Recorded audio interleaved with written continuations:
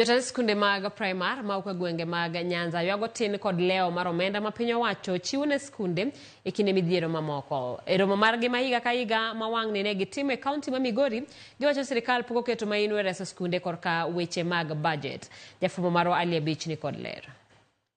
E romo no ma jotend sikunde mag primar ugego mag Nyanza, Roma bende okelo jopuonj kod apisas mawuok e migawo mar somo ma obaga lapno ma Migori. Jopuonj dhi nyime kod poro paro e weche mag tayo sikunde kod bende ng'iyo kaka midhieche ma sikunde kale kod inyalo tieki. Jotend sikunde gi ywago midhieche mathoth mag kale ma oting'o leo kaachiel kod tin mar omenda mar somo ma ore sikunde kod piny owacho. Especially term 1 capitation mare no bedo matin kabisa.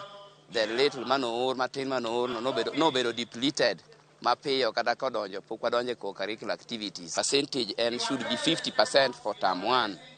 To 50% for term 1 no wayudo ni oko kele te. Jako marokno ma jotend sikunde mag primar e kaunti ma Migori ni lokelo wadi tayo sikunde okos bedo mayot ka omenda tin kendo leo. Kaka itimo funding wagombo kaka kepsa ni junior schools bende omisendi maromo gi mano maromo gi kaka ichiwo e senior schools because they are all senior schools if anything to go by.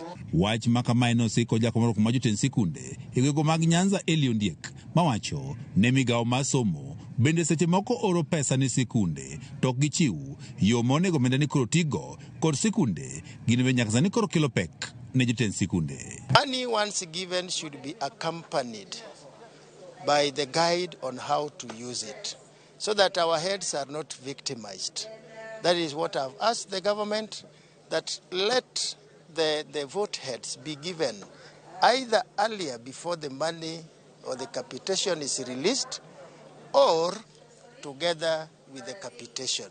Jotend sikunde mag primar gi bende ywak ni mbui ma oting'o nonro mag jopuonjre ma ong'ere kaka National Education Management Information System kata NEMIS bende osebedo kod midhiero ma kinde ka kinde. Gino bende koro miyo gi pek.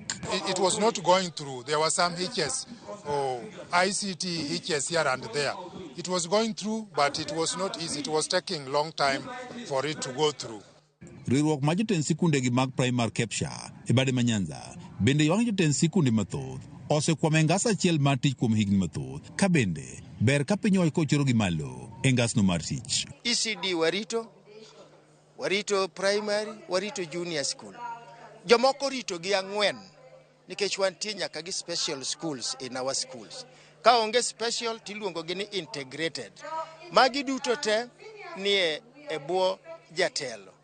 To jatelo ni kama no sude 2017 e kama podolinge nyaka chien kawuono. Midhieche makoni kod kocha bende koro kwako somo no majuna sekondari bende ne omienjo e kinde ma jotend sikunde e kaunti ma Migori. Laboratories mag timo science ema wakwayo ni with the time wang'eyo ni Ministry of Education biro gero laboratories e school ka school mondo mi timo sciences e schools obed tich mayot. George Juma, Ramogi TV, Migori.